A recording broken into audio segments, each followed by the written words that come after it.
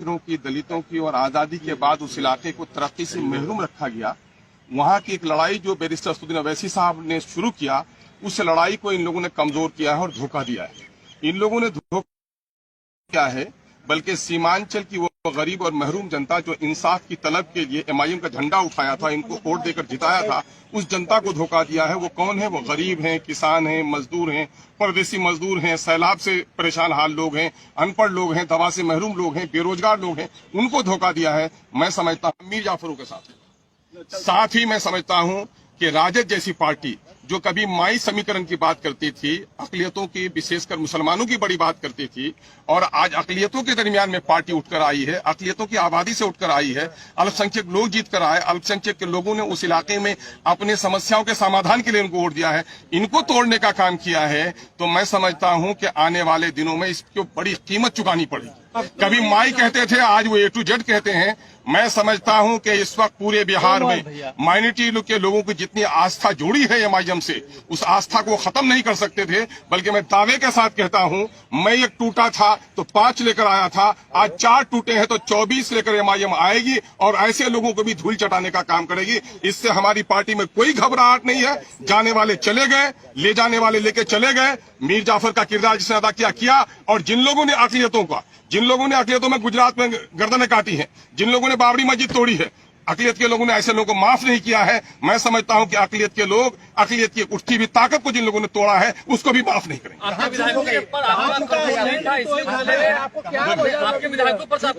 नहीं, मेरे कंट्रोल का मामला ये है, ये पुलिसिया मामला नहीं होता है, कंट्रोल है।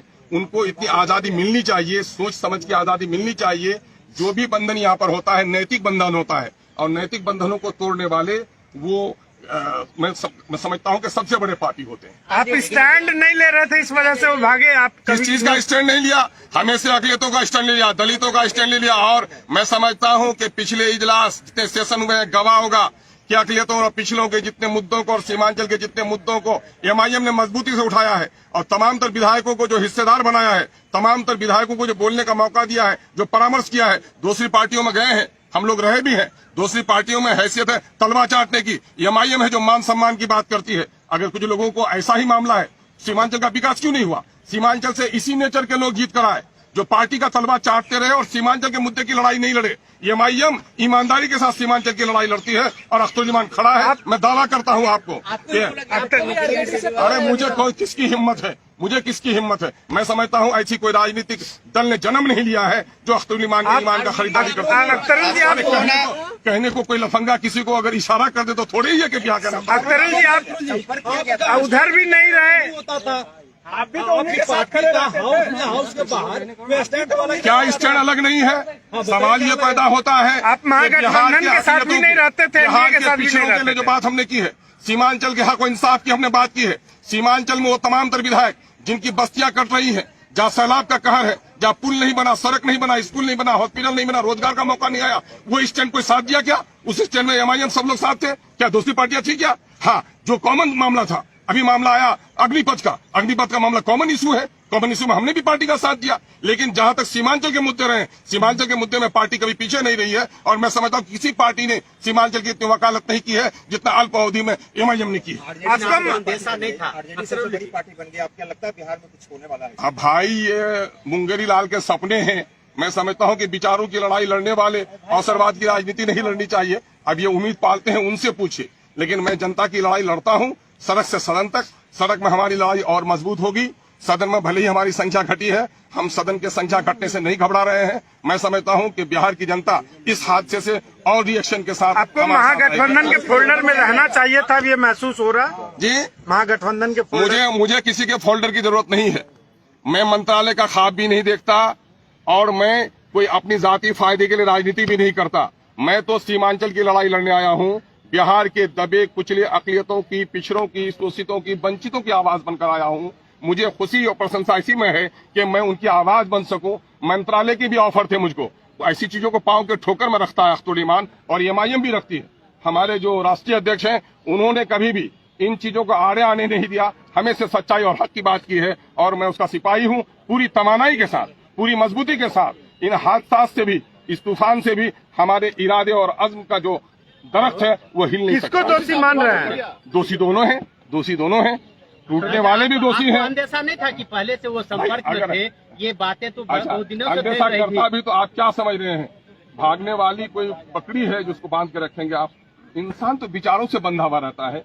अगर जिन लोगों ने विचारों का त्याग कर दिया हो उसको बांध के नहीं रखा जा सकता। आरजेडी में जाकर उनको क्या फायदा मिलेगा? क्या हाँ लगता है? बिल्कुल, साहब को भी घटनाक्रम से बिल्कुल मैंने यहाँ की खबर दी है और उन्होंने कहा है इससे घबराने की जरूरत नहीं है।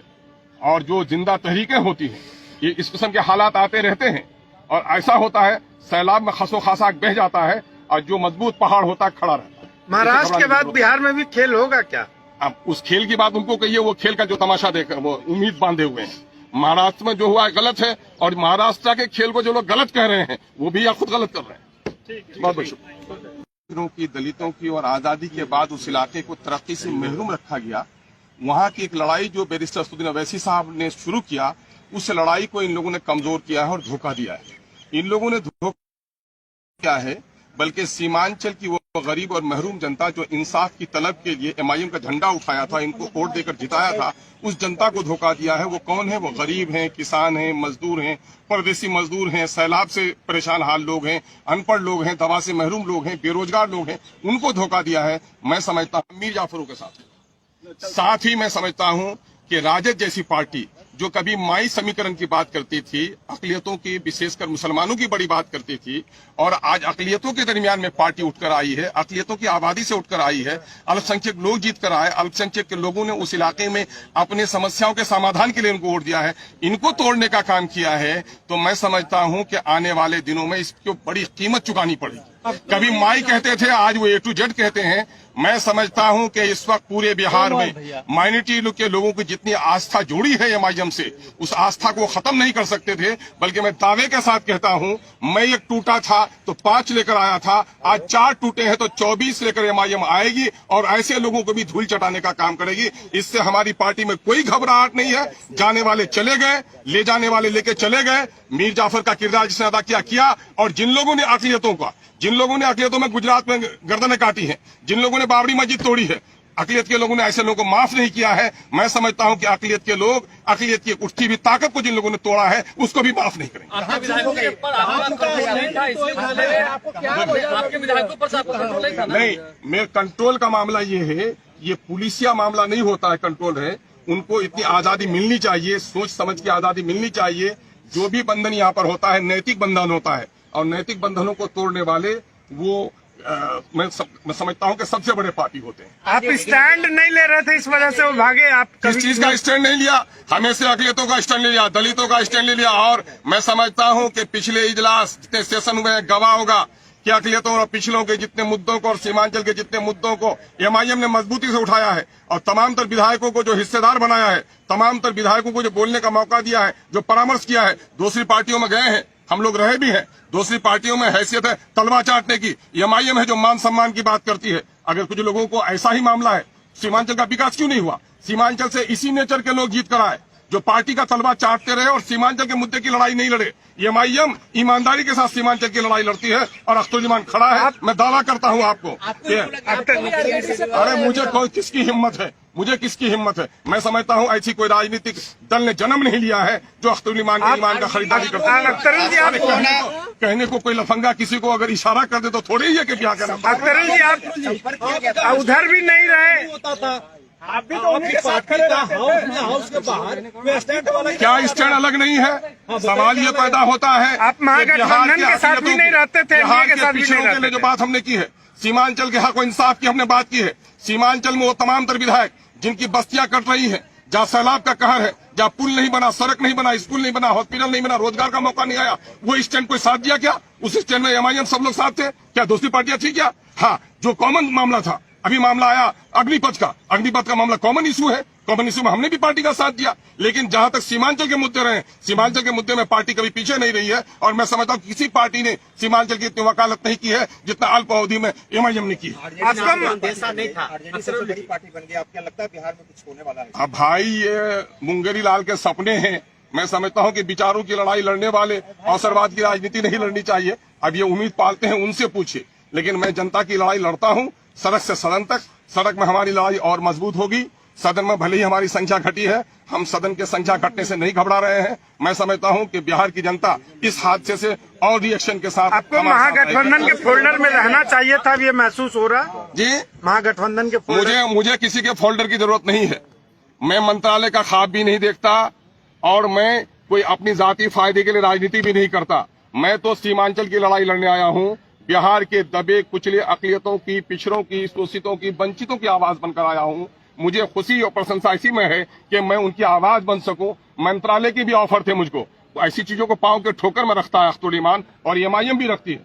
हमारे जो राष्ट्रीय अध्यक्ष हैं उन्होंने कभी भी इन चीजों को आड़े आने नहीं दिया, हमेशा सच्चाई और हक की बात की है, और मैं उसका सिपाही हूं। पूरी तवानाई के साथ, पूरी मजबूती के साथ इन हादसा से भी, इस तूफान से भी हमारे इरादे और अज़्म का जो दरख्त है वो हिल नहीं सकता। किसको दोषी मान रहे हैं? दोषी दोनों हैं, दोषी दोनों हैं। टूटने वाले भी दोषी आपको हैं। अंदेशा नहीं था कि पहले से वो संपर्क में थे? ये बातें तो अच्छा, बहुत दिनों से अंदेशा फैल रही करता थी। भी तो आप क्या समझ रहे हैं? भागने वाली कोई बकरी है जिसको बांध के रखेंगे आप?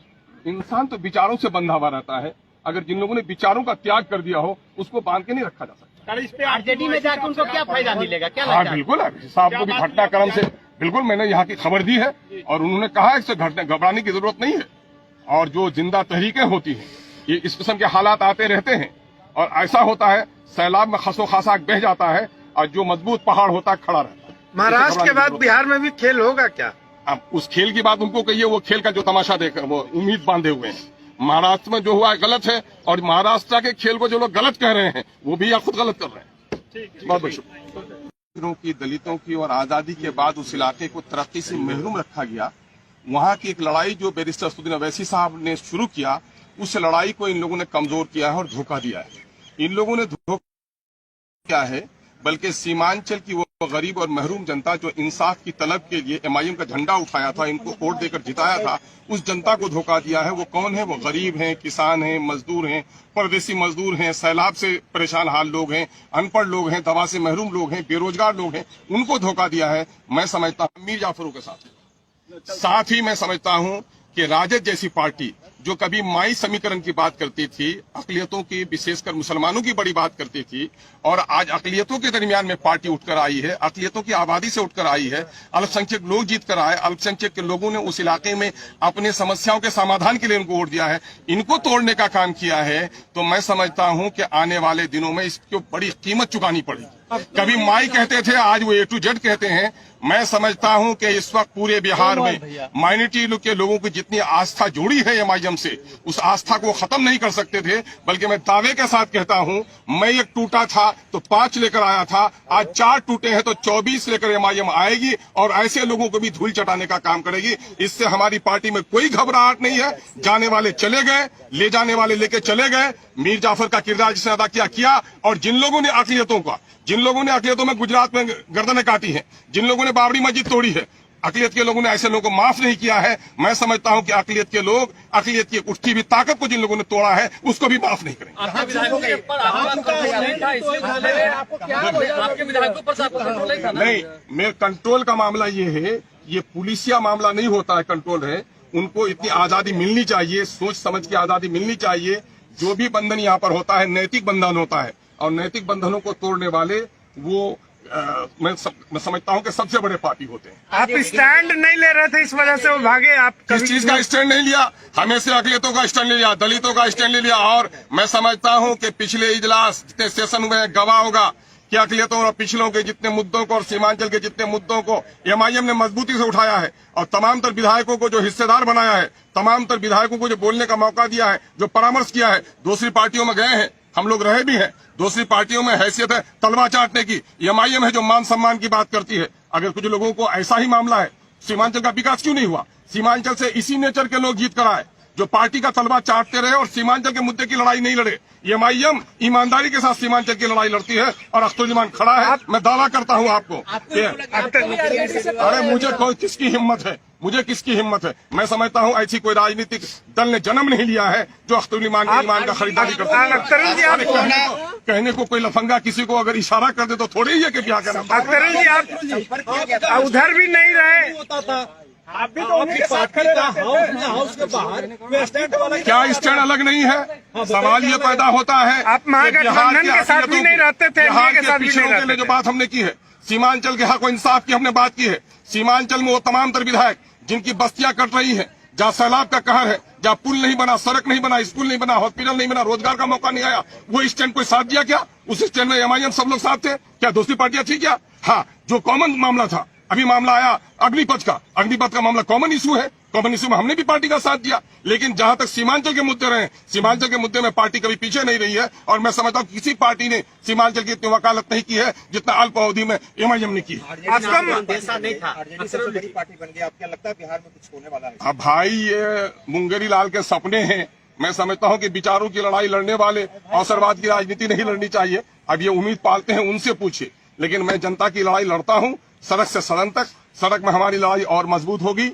सदन में भले ही हमारी संख्या घटी है, हम सदन की संख्या घटने से नहीं घबरा रहे हैं। मैं समझता हूं कि बिहार की जनता इस हादसे से और रिएक्शन के साथ आपको हमारे साथ महागठबंधन के फोल्डर में रहना चाहिए था, अब ये महसूस हो रहा। जी, महागठबंधन के फोल्डर मुझे किसी के फोल्डर की जरूरत नहीं है।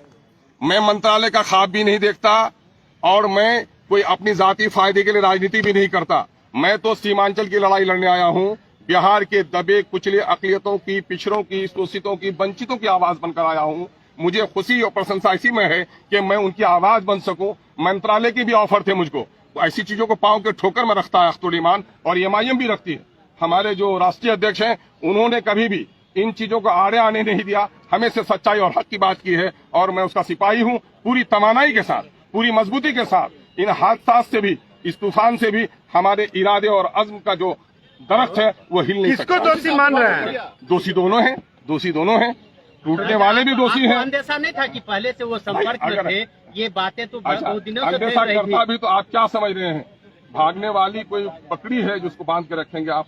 इंसान तो विचारों से बंधा हुआ रहता है। अगर जिन लोगों ने विचारों का त्याग कर दिया हो, उसको बांध के नहीं रखा जा सकता। आरजेडी में जाकर उनको क्या फायदा मिलेगा, क्या हाँ लगता है? बिल्कुल है, साहब को भी घटनाक्रम से बिल्कुल मैंने यहाँ की खबर दी है, और उन्होंने कहा है इससे घबराने की जरूरत नहीं है। और जो जिंदा तहरीकें होती हैं, ये इस किस्म के हालात आते रहते हैं, और ऐसा होता है सैलाब में खसो खासा बह जाता है, और जो मजबूत पहाड़ होता है खड़ा रहता है। महाराष्ट्र के बाद बिहार में भी खेल होगा क्या? अब उस खेल की बात उनको कहिए, वो खेल का जो तमाशा देकर वो उम्मीद बांधे हुए हैं। महाराष्ट्र में जो हुआ है गलत है, और महाराष्ट्र के खेल को जो लोग गलत कह रहे हैं वो भी या खुद गलत कर रहे हैं। बहुत बहुत शुक्रिया।